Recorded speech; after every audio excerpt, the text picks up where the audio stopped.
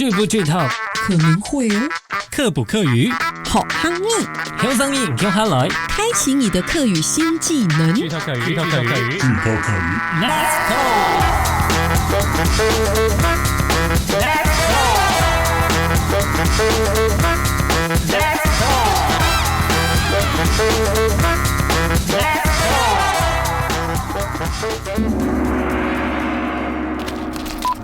好的，今天呢要来录的这一集是我今年非常有共鸣的一部电影，尤其站在我是女性的角度，我真的觉得这部戏实在是太棒了。你现在是怎样？你现在该不会是在模仿那个丹尼斯·奎格吧？那个边吃东西边讲话的脸真的很讨人厌的。你可以跟我再吃大声一点，没关系。People always ask for something new. 观众总是喜新厌旧。It's inevitable. 不用怀疑。怎样？掉了。At 50，到了50岁。Well, it stops. 我本来觉得电影里面的他很讨人厌，我发现你演得很好哎。如果大家可以看到，我更讨厌吗？如果大家可以看到你的这个脸跟这个特写，一定会很想要打你。你真的很讨厌哎！你刚刚的意思是怎样？关键字是不是到了50岁啊 ？Well, it stops. 就没有搞头是不是 ？Yes. 哦，哎，其实它里面还有一段更经典的。对，这段。Have you ever dreamed of a better version of yourself? 你曾经梦想过一个更好的自己吗？Younger， 更年轻。More beautiful， 更漂亮。More perfect， 更完美。这时候你只需要 one single injection， 那个是什么啦？就可以 unlock your DNA。好可怕哦！你只需要一剂就可以启动你的 DNA。And 还有哦 ，OK。And will release another version of yourself。哇塞，就可以释放了另外一个更完美的自己吼。And 你是不是还想变高？我吗？对，我蛮想变高的欸。哦，你还有觉得哪里自己觉得不够完美的吗？很多，到处都是。像是鱼尾纹需不需要？哦，需要去除鱼尾纹。皮肤的部分要不要更紧致一些？要啊，一定要啊。哦，身材部分有什么需求吗？我觉得腿太粗。哦，太粗是不是？嘿嘿嘿来。怎样？你要给我这是不是 ？This is the substance。好烂哦！你这个是滚珠胶水，你是怎样涂在我的鱼尾纹，然后它就会把它整个皮肤粘得很紧，是不是？对，就是某种物质来送给你啊。谢谢。而且它要滚珠的，我觉得这蛮厉害的，胶水滚珠胶水。至少拿个什么鸡精条给我吧。我跟你说，这真的是电影里面非常经典的台词，但是我听了之后觉得很不开心啊！请问女生是一定要这种东西吗？怎样？我是不可以有鱼尾纹是吗？啊，我脸是不可以有斑吗？啊，我是不可以变老是不是？我不可以有白头发是不是？好，我皮肤不可以不紧致是吗？怎样？不要生气。Hold down 哦。怎样？这只是胶水啦哦，这好像不能用不到。好啦，因为现在在这个时代呢，无论男生女生呢，都是想要变美丽嘛，真的。所以今天开场呢，我就先来模仿这个电影中丹尼斯·奎格的对白。那这部电影呢，就是来自我们今天要跟大家介绍的话题电影《剧烈》。The Substance， 一部让观众大呼过瘾的视觉震撼，结合肉体恐怖与心灵惊悚的电影。是的。那这部电影上映后口碑持续发酵，而且呢，直到现在我们录这一集的时候，全球票房已经来到了17亿台币流。真的，它的口碑好好哦。那刚才我们说这部电影叫《剧烈》，对不对？那英文片名叫做《The Substance》，其实就是某种物质。那各位听众朋友，我跟阿凯翔真的都非常喜欢这部电影，怎么办？好好看哦，很好看哦。所以我们赶快先来介绍《剧烈》的剧情。你这样子让我觉得我又回到那个看电影时看到那副嘴脸，让我觉得很讨人厌的感觉。不过我还是要认真来介绍。看剧的时候都要配东西吃吗？好，那先给我来一盘炒虾，我要来好好介绍我们的剧情了。来了哦 ，Let's go。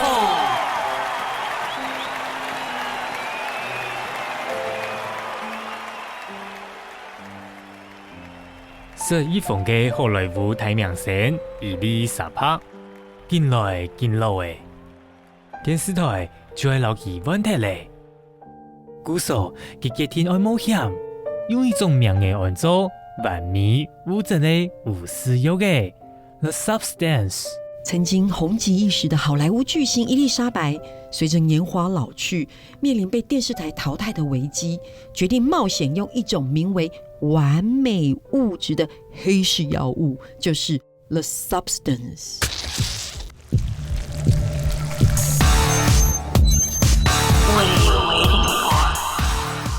注射藥嘅過後，伊麗莎白原始嘅動態嘅痛苦，總算對自己細胞分裂出又強又後生嘅什麼嘢素。注射了這個藥物之後呢，伊麗莎白忍受極大的痛苦，從自己的細胞分裂出年輕貌美的女孩素。一嚟本身本伊麗莎白潛在頭白嘅自信同風采，唔過也兩個身份天才遵守有個嘢使用規定，2-3年將做得和平共下生存下去。而這個分身呢，讓伊麗莎白重新找回昔日的自信風采。但這兩個身份呢，必須遵守藥物的使用規定，兩人呢要和平共存。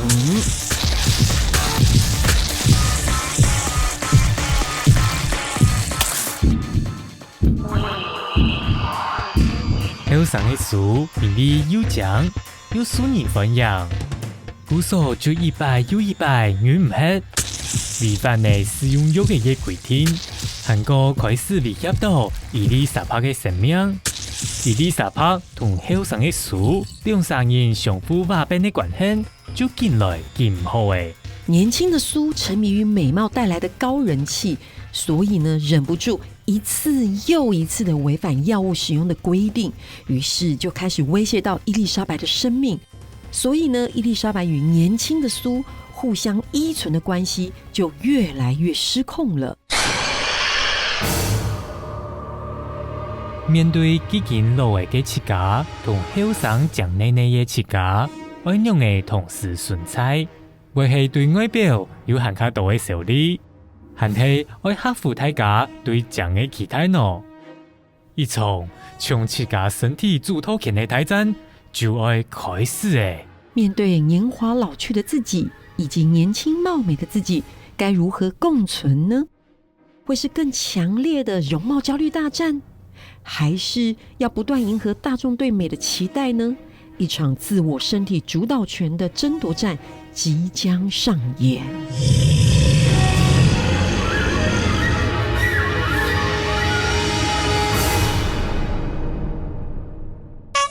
說實在的話，我覺得《劇烈》這部片啊，我其實看得蠻爽的，蠻舒壓的耶。不過呢，我知道大部分人都覺得這部片很可怕，同電影講怎麼說呢？因為第一，它有很多血腥鏡頭，哦，對，看起來真的蠻恐怖的，真的真的。然後第二，它帶給大家一種心理層面上的壓力、壓抑跟恐懼感。我覺得我很懂你的感覺，我覺得你說的很好。你說那個血腥鏡頭啊，裡面有很多那種什麼肉體縫合啊，然後裂開啊。對，我必須承認哦，我底下看改細節啦，我看的時候有很多的鏡頭，其實我快要閉眼睛。我是一個很敢看這種東西的人，可是我都快要閉眼睛了。但是當我看完這部片的時候，我跟你的感覺剛好摩強榮不一樣。我不是覺得很爽很舒壓，我是心情覺得很不好很難過。我也理解你的心情。真的真的會覺得難過哦。那這部劇烈呢，是法國女導演科洛里·法吉特的第2部作品，透過女主角伊麗莎白的故事，來揭露現代社會對於美麗的盲目追求，對容貌焦慮進行反思啊。我自己身為女性，說真的，我難免也會被現在這個社會對於美麗的追求跟期許給框架住，所以我真的特別的有共感有共鳴。像刚刚伊克丽姐姐有讲到这个容貌焦虑哦。这几年呢，大家都会讨论容貌焦虑，这是一种对自己的容貌一直处于担心或不满意的情绪状态。那其实呢，在这个看脸的时代哦，女生会觉得自己的眼睛可以再大一点，鼻子可以再挺一点，然后皮肤呢可以再白一些，身材呢可以更瘦啊，更凹凸有致啊，讲很顺呢。对不对？那男生呢就会觉得自己要高一点啊，对不对？身材要再壮硕一点，要更像韩国欧巴，有没有？有。不过呢，当这些想法呢让你觉得非常焦虑的话，这时候你可能就有容貌焦虑咯。没错，正确。就像阿凯翔说的，有容貌焦虑的人就会过度在意自己的外表，进而对自己的外表身体做出负面的评价。注意，我是说会做出负面评价哦。例如对体重啊、五官啊、身材感到不满意，没慢喜改细节，或是对于那种特定身体的部位或特征感到焦虑。我举个例，例如说，脸上有一颗小小的痣一般人可能不会注意，或是根本没看到。可是如果你有容貌焦虑的话可能就会觉得，每个人都在看我脸上的痣，哎呀，我这颗痣好讨厌哦，觉得自己很丑。你看，他会觉得自己很丑。对，像我现在脸上有痘痘，好在意，真的。根本不用在意，好不好？你要这样讲是不是？你看我头上这边有个疤，你快看啊！你这边有什么？这里啊，这边有一条。哪里？这里。有吗？你不知道？说真的，我认识你这么久，真的不知道你这有疤没有，其实我额头上这里真的有一个很浅的疤痕啦。大家都说很浅，可是我一直觉得好深。这是我年轻的时候就受伤留下来的。就因为在那个时候我觉得医疗啦、医美它没有这么的发达，然后老实说也真的很不重视疤痕的修复，所以这道疤痕就没有受到很好的照顾，它就一直在我的头上烙印了下来。你看我现在讲起来还是很在意。对不起，但我觉得好好笑，怎么办？你真的在旁边一直笑我都快哭了。虽然这么多年过去了，好像很多人都跟你一样，就说有吗？你这里有个疤吗？不过我每次照镜子或是录影的时候，你知道我的眼睛只看到那个疤我看不到我其他的五官。真的，这么严重？对，然后做造型的时候像造型师、发型师就会尽量让我有刘海去遮住那个疤。其实并不一定需要，可是我就会说，这个刘海可以长一点吗？这个刘海可以过来一点吗？而且每次那个录影的时候，我都觉得那个导播的镜头一直在特写我的额头，真的。然后呢，就一直凸显我的疤痕，让观众朋友看到我这个疤痕。是，然后我觉得好赤裸，然后我就会觉得非常的坐立难安。对，你刚刚说对，我就觉得好赤裸其实这就是一种容貌焦虑。那像这样的焦虑当然每个人的程度不一样啦。那我觉得我有一段时间真的蛮严重的。那老实说，真的很严重的话是必须求助专业的心理治疗哦。我们抽。不过姐姐我跟你说，如果你刚刚没有讲的话，真的没有人会知道除非是真的要靠很近，不然真的没有人会发现怎么办？我今天好感谢你我觉得你舒缓了我的多年的容貌焦虑。但为什么你会这么在意？我猜我会在意我额头上的这个疤痕，就是因为上节目的时候有时候镜头会放大，然后我就会觉得它好像是一个缺陷。理解。所以就像是我在看这部电影的时候一开场剧情是有那个戴咪摩尔饰演的一位50岁的健身教练伊丽莎白。对，我讲真的我当时看的时候，哇塞，他的身材真的很好真的就是那个电影一开场的时候，他是穿那个贴身的韵律服在里面教有氧舞蹈。我一看我就想说，天哪，怎么身材这么好？而且你们大家知道吗？现实生活的他已经61岁了。哇塞，61了耶！好啦，那在电影中呢，其实这个伊丽莎白呢，明明就已经保持得这么好，对不对？可是呢，她也是被电视台的长官嫌弃。就你刚刚演的那个一直吃东西很讨厌的那个长官，是不是？对，就吃到给太 low 就是他太老了，然后身材又不够好，有不够好吗？你看，超级好，好不好？真的好苛刻对，最后呢，让这伊丽莎白呢只好选择了去注射这个非法药物 The substance。Yes， 然后呢，这 the substance 就会让它回春。所以大家就知道容貌焦虑带给这个伊丽莎白的压力有多大吼。对，蒙丑吼，那个明明身材很好，可是他还是很焦虑。你看，就像你刚刚说的，大家可能看不到我头上的这个疤，可是我还是很焦虑啊。OK， 理解。所以啊，这个无论男女或是年轻或是年长，都会陷入容貌焦虑哦。其实造成容貌焦虑的原因有很多啦。金不金呢？我们今天呢就只先分享一个很重要的原因，那就是重点来喽。主流社会文化塑造了单一审美的标准。你看现在不管是网络啦、电视啦、杂志等等，都会传递各种影像的讯息。是，那么影像中的男女呢，真的有够完美的，有够美的。意思就是说，他们的美好像就只有一种，要这样才是美。我来举个例子，例如说，那个皮肤一定要给它无瑕哦，要无瑕是不是？那我是不是要去打一下那个净肤雷射跟美白针？你看，好，我再来，比如五官一定要超立体。My God， 下周刚好要去韩国，你知道吗？你真的很好，身材要凹凸有致，那个腿要有够长。我最近有在跑那个健身房啦。OK， 还要明眸皓齿啊！来现场给我那个牙齿美白贴片哈，有没有？是有这么夸张吗？是有这么夸张吗？还有，我知道，我告诉你，我要刺激你。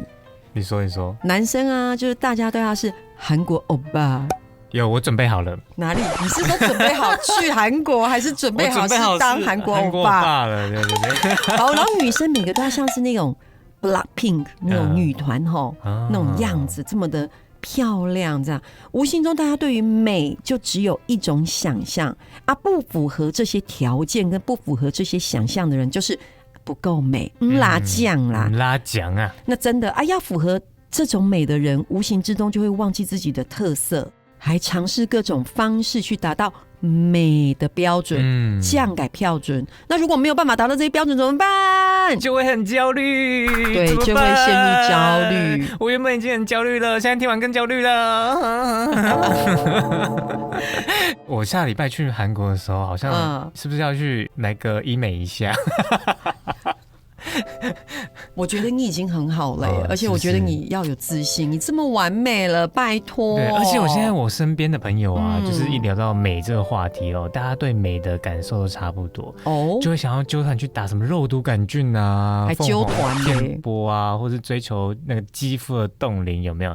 你知道现在我们就是已经年纪到了，所以需要这些东西。你到底哪里年纪到了啦？不止女生好不好？男生现在也需要，也是这么焦虑，对不对？所以不知不觉中啊，你看现在满街忠孝东路走9遍，有没有？9遍。看一看，现在开始很多的医美诊所跟健身房了。真的，以前去逛那个家具店，那个也会有那种家具街，有没有？就整条都家具街，因为这样很方便嘛。对。现在走在那个忠孝东路上面，整条都是医美诊所跟健身房，你刚说到你对不对？你知道我曾经访问过好几位高中生，高中生青春年华，不到18岁，但他们已经焦虑到每天都要化妆。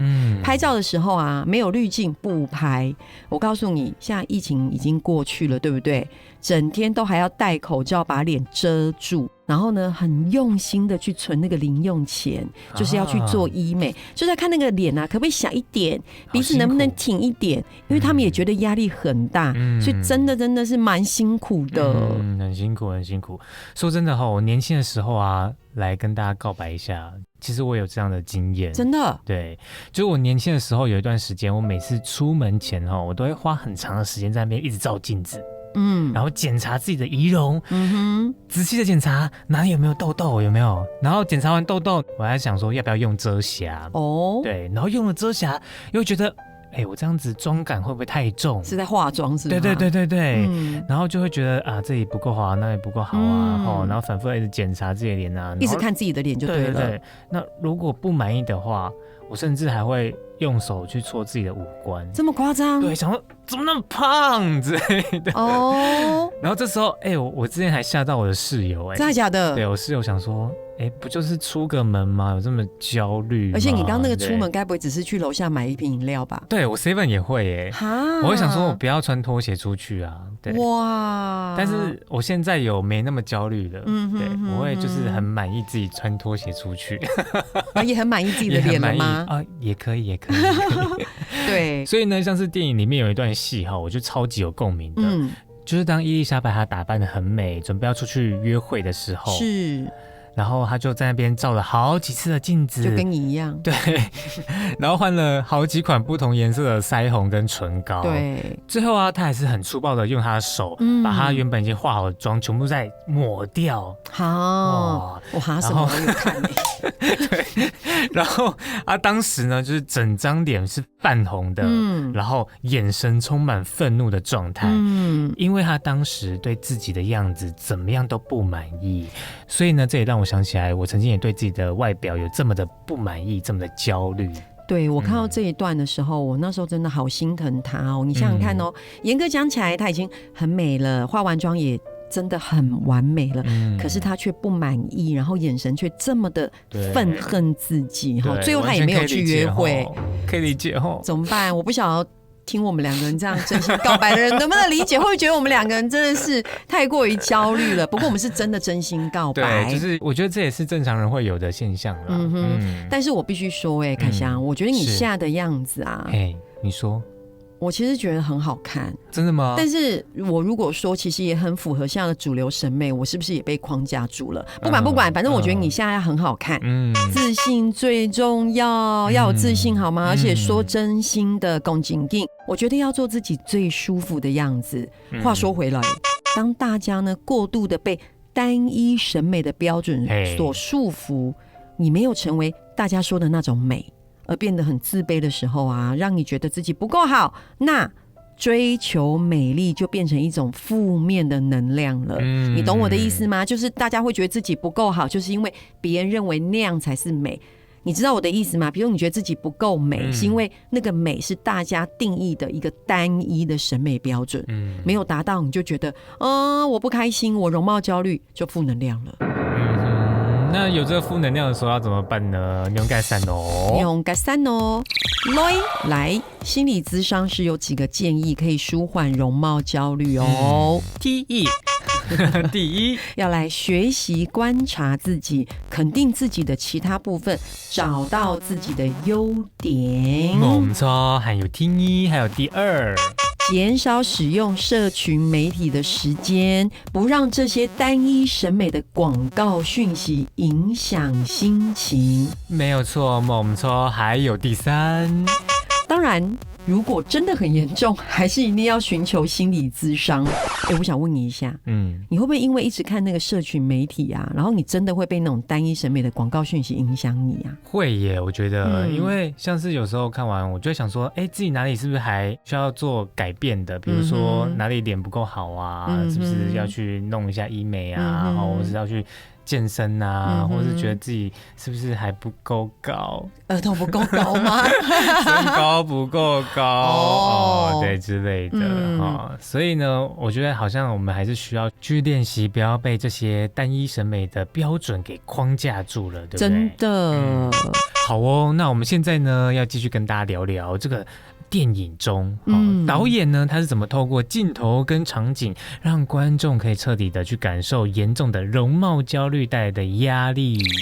我真的很喜欢这部电影俩出天然地读这个镜头跟场景的设计耶。没错，像是呢在场景上啊，导演有特地设计2个象征意义的长廊。是，那我们先说那个电视台往摄影棚那个长廊好，那个真的是印象深刻。它是一条笔直的橘色的走廊，然后一开始呢，两边呢挂满了伊丽莎白身穿贴身韵律服、身材姣好的海报，象征着她曾经的丰功伟业。但是呢，当年轻的分身她来了之后呢，取代了伊丽莎白，电视台整个走廊的海报就全部换成更甜美、更挑逗的摆拍海报，现实。这个象征着年老的伊丽莎白被年轻的素取代的过程。是的，那导演这个设计呢，我觉得很用心。不过，哇，那素真的很好看，有够漂亮的呢。开箱，你就是表现出残酷的现实，就真的有够现实啊！哦，拜托，更讽刺的是啊，这个电影中伊丽莎白在晨间韵律节目中活力四射的教大家运动，有没有？1 and 2 and 1 2 3 4， 那个运动结束之后啊，他还满脸的自信，告诉观众说要爱自己哦 ，Take care of yourself。结果下一刻自己就被电视台的男性高层给换角了，而且甚至告诉伊丽莎白，年轻貌美才是王道。你说这是不是很现实？而且说的就是你刚刚模仿那个人。你说这位吗？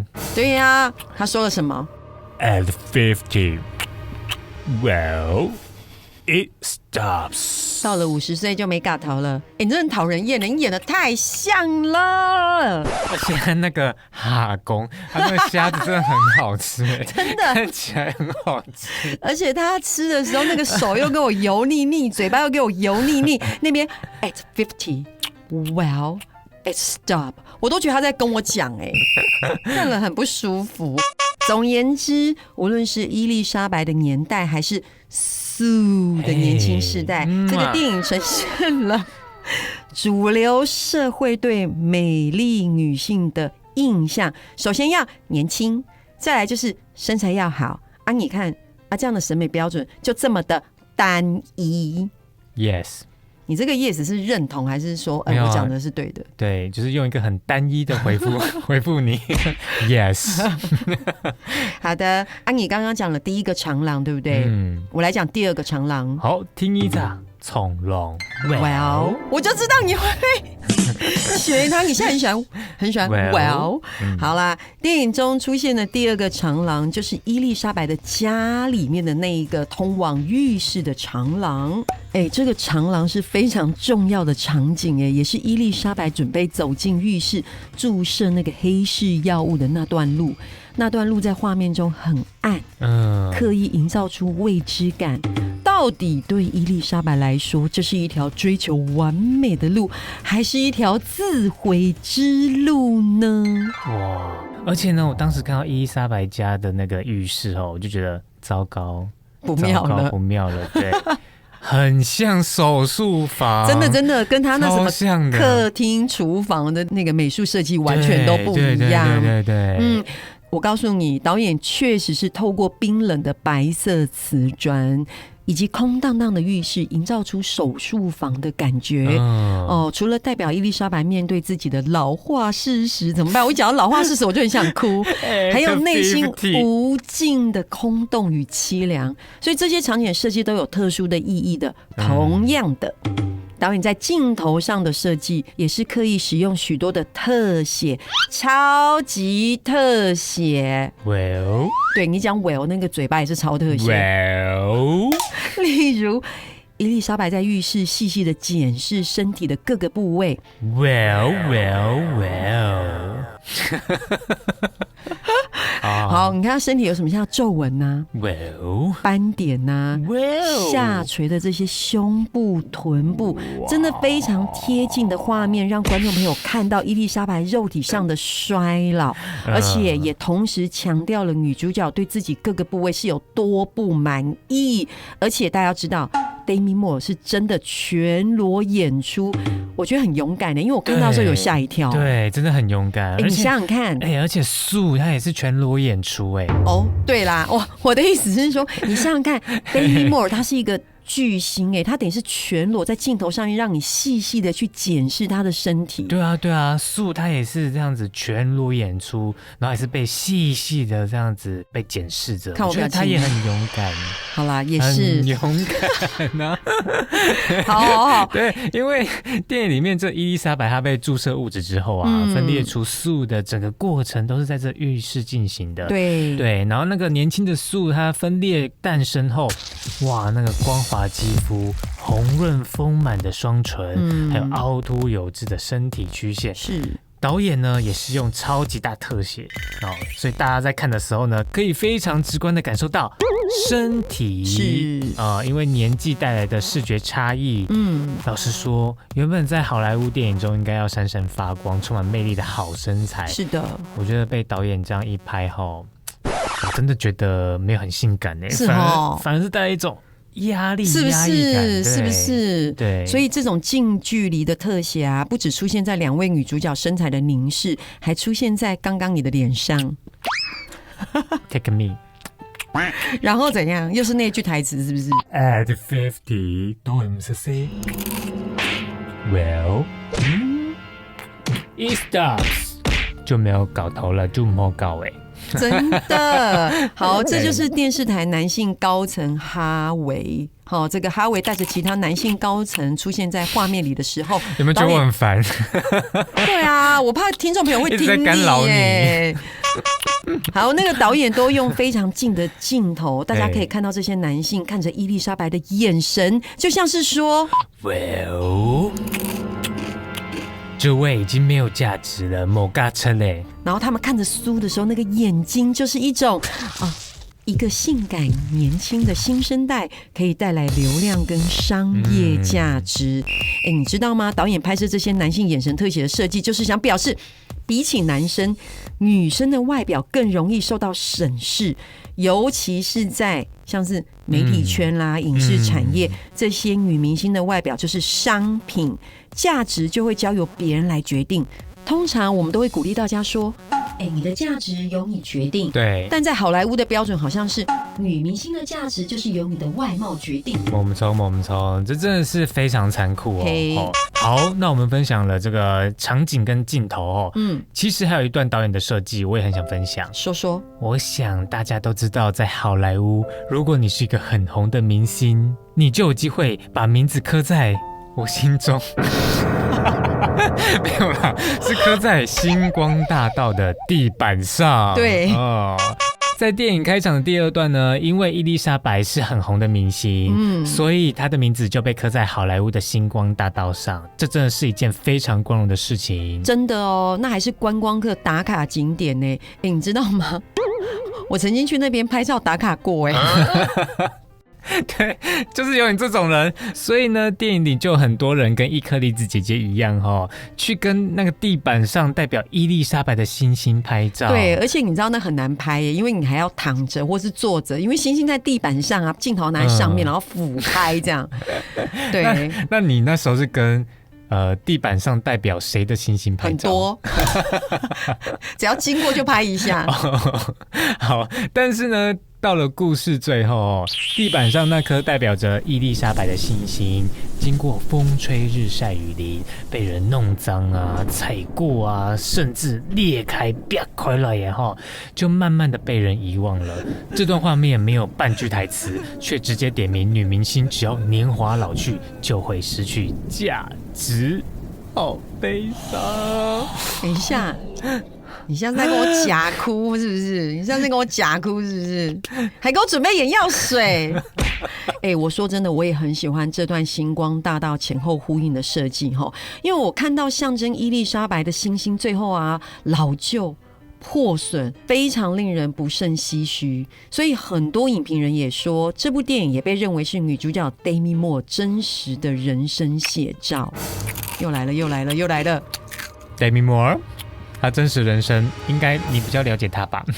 对啦，以你的年纪可能不太了解，那就交给一颗梨子的阿姨我来说你知道她曾经是全球片酬最高的女明星之一，当年演出的《第6感生死恋》，你不要跟我说你不知道My love， 为什么你唱起来这么老派？重点是我竟然会唱我竟然知道，太有名了这真的很有名这部电影让 Demi Moore 成为了炙手可热的女演员，幸运大开的她接着就演出了《桃色交易》，有没有看过？没有不好意思。什么？等一下，《军官与魔鬼》不好意思，没有。天哪，那最性感的脱衣舞娘真紧没某呢。哇塞！你要知道，黛咪摩尔可是80到90年代好莱坞非常前卫且高人气的女明星不好意思，我会好好回去的，认真再看过一次她的电影。我觉得一定要，因为真的好看又经典。好的，那 Demi Moore 在宣传《剧烈》这部电影的时候，他有说过，给我拱拱这部作品让他回想起过去。大家要想你看当时呢 Demi Moore 是贵为全球一线的女明星许多找她演戏的这些案子啊，都不重视她的演技，反而是希望可以呈现她的美丽与性感，也期待她可以裸体演出。那么后来啊，她结婚、怀孕、产后复出，还担心自己会比不上其他优秀年轻的女明星。她认为身材外貌是决定她在好莱坞成功的一个标志。所以你知道吗？他采取非常激烈的瘦身手法。他用了什么手法？他的超激烈的，你知道，他就算是拍了一整天的戏啊，他还是坚持要骑数十公里的脚踏车，只是为了让自己可以迅速恢复苗条的身材。哇，数十公里耶！真的，我要抄起来笔记。而且啊，他非常激烈的进行饮食的控管。饮食控管。可是因为这样，他陷入了容貌焦虑，自己不知道，也就是却不自知啦。Demi Moore 有说其实当时的他已经很好了，但是他就是无法说服自己，其实他已经很好了。一直到50岁 Demi Moore 才慢慢放下这些焦虑。你还没放下你的焦虑有慢慢的了，有慢慢的了，不然你就要等到50岁才能放下要等很久那 Demi Moore 呢，他会试图告诉自己一天没有饮食控管不会怎么样啊，要让自己接受比较健康的身体状态。而且 Demi Moore 有表示，当时接演这个角色的时候啊，就明白必须跨出自己的舒适圈。这部电影对他而言，不仅是身体尺度上的突破，内在的情感诠释也是极具难度。为什么？因为他要将赤裸、脆弱完全呈现给观众朋友。哇，你们这些女明星真的好辛苦还好我不是女明星。还有女主持人是怎么样啊？女明星跟女主持人就不能变老吗？对啊，怎么可能永远不变老啊？真的，如果Demi Moore没有跟自己的身体和解的话，可能真的会走向一个不健康的结果。也没有办法演出这部剧烈了，对不对？没错。所以当时Demi Moore容貌焦虑的扭曲心情，我认为也有呼应到这部电影的结尾出现那一只怪物。真的是大爆点我觉得我们就是剧透啊。我看到那个怪物的时候，其实蛮心疼的，因为他那时候已经长得又肿又胀，然后千疮百孔，还要挤进那个华丽的礼服，一心只想要成为美丽的那个巨星，然后去接受大家的掌声。你看你讲到重点，他一心只想成为美丽的那个巨星。对，然后他在释放他的压力的时候，我觉得那边我是真的看得蛮爽的，就是我刚刚说的爽点就在这边。原来是这样。那个没有看过电影的这个听众朋友就可以去看对，但是他其实是很悲伤的。是的，真的很悲伤。那这也是导演的特别设计的结尾。这个怪物是导演对单一审美观的挑战，他希望透过这个怪物角色让女性意识到美丽不应该被单一的标准定义啊，每个人都有爱自己的权利，展现自己。我们知道这也是我们今天特别分享这部电影剧烈的原因。所以各位亲爱的大家，大家都要 take care yourself。Take care yourself。换我了。学起来了吗 ？Well。那我们今天要教大家什么课语呢？你是这么喜欢亲是不是？所以我们今天就要教亲这个字。亲的课语，海陆腔怎么说？进。那4线腔就是紧，很简单吧？对。好啦，其实我们不是要教这个。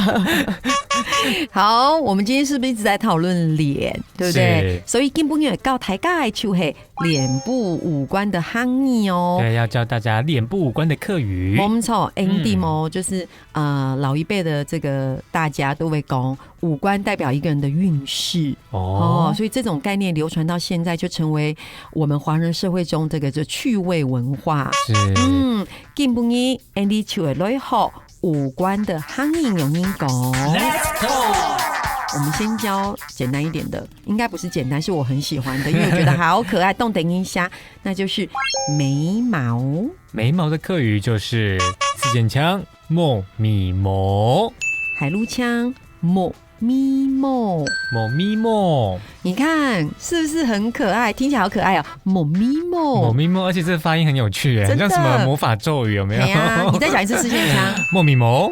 莫咪毛，莫咪毛，莫咪毛，是不是要变出什么东西来？对，而且呢，还有一句露骨人言哈，有一句老古人言是说莫咪毛起起，唔黑后东西。哦，这是老一辈呢对莫咪毛的看法，意思就是眉毛竖立就不是好人，好可怕哦。好的，好的，下一个，老师。好，下一个我也很喜欢，是眼睛，你先。眼睛的客语就是四件腔。梦足，海陆腔梦住也很可爱啊！你再念一次，梦足，梦住。好了，我们还自己牵声，有没有？梦足。好的，接下来是耳朵，耳朵的客语四件腔，逆拱，海陆腔逆控，逆拱跟逆控。好，接下来是鼻子，鼻子四件腔，劈拱，海陆腔。鼻孔，最后一个嘴巴，嘴巴四件腔客语就是嘴。那我们在发这个音的时候呢，其实很可爱哦，那个嘴唇呢可以微微翘一点，嘴哦，海陆腔嘴。我觉得这个音不太好发，大家真的可以多练习。对，好，这个五官都长在脸上嘛，对不对？那你知道脸的客家话要怎么说呢？客语四件腔就是面。海陆腔免啊，听起来很像那个免费的免，很好记哦。对，以前老古人言呐，还有讲这个头大面西风，头大面四方，是形容人这个头大大、脸方方的人很有福气、很有富贵命哦。不过呢，现在不太流行了。现在都流行那个小 V 脸，真的。然后脸大大的人呢就很吃亏，有没有？因为拍照都要躲在最后一排，而且那个粉底一下又用完了。你真的是好坏哟，没有啦，开玩笑的哈。而且啊，每次说到俩给楼骨念意改世界啊，我妈妈就会说：“媳不抬头臭劲蹲。”意思就是说，屁股大的人呢就很有福气，很有富贵命。哦，有这意思。但是现在呢，屁股大在现在代表是，你是不是久坐办公室没有运动啊？哈，伊克丽姐姐屁股的部分。所以呢，我在想呢，是不是老一辈的长辈他们是不是也有容貌焦虑？哦，对，像以前人他们可能就会担心我长得脸不够大，长得脸不够大，屁股不够大，对，不够富贵，不够好运，对不对？那像现代人呢，就是像不像欧巴，像不像欧尼这样子？所以每个世代是不是有不一样的审美标准？对，但是无论如何，我们都希望不要只有单一的审美标准，对不对？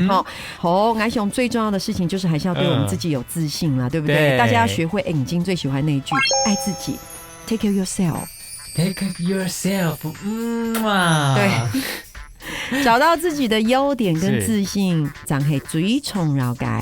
那我们来复习一下。好，眉毛，莫咪毛，莫咪毛，眼睛，莫足，莫住，耳朵，逆拱，逆控，鼻子，劈拱，劈控，嘴巴，嘴，嘴，脸呢？面，面。怎么办？我刚刚教授有点想笑，觉得很可爱啊。对，因为都在脸部运动的感觉。对啊，而且你看很可爱。我想要全部念一遍，我念一遍给你听哦，连着的，可以吗？可以。好，莫咪毛莫住耳孔鼻孔嘴面，莫咪毛莫足耳孔鼻孔嘴面。很可爱，大家都学会了吗 ？OK， 既然都学会的话，那我们剧透客语下次见，好，拜见，拜拜。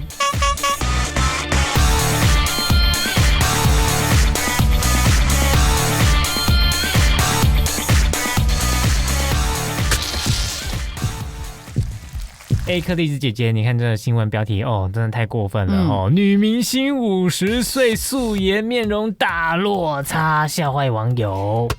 我真的很讨厌这种标这些网友真的很夸张现在社会不断的追求这种冻龄甚至什么逆龄回春，就造成越来越多人容貌焦虑，是怎样？女明星是不能变老吗？50岁素颜是要怎么样？可以，做对。那简再看这则。女星残酷素颜照大公开，卸掉浓妆，神采瞬间消失。女明星是不能素颜，是不是？你看一下凯特温斯雷有没有？铃木保奈美梅丽史翠普，你看这些巨星，他们就是很自然的去面对年纪靠的不是后天的整形或是大量的医美，他们靠的是他们散发的气质跟气场。我都快觉得自己没价值了，被你们一直这样讲。没有，你有要爱自己，有没有 ？Take care yourself， OK？ 还是你需要这个？ The Substance 又要团购吗？你说滚珠胶水吗？你先用啦。Let's talk。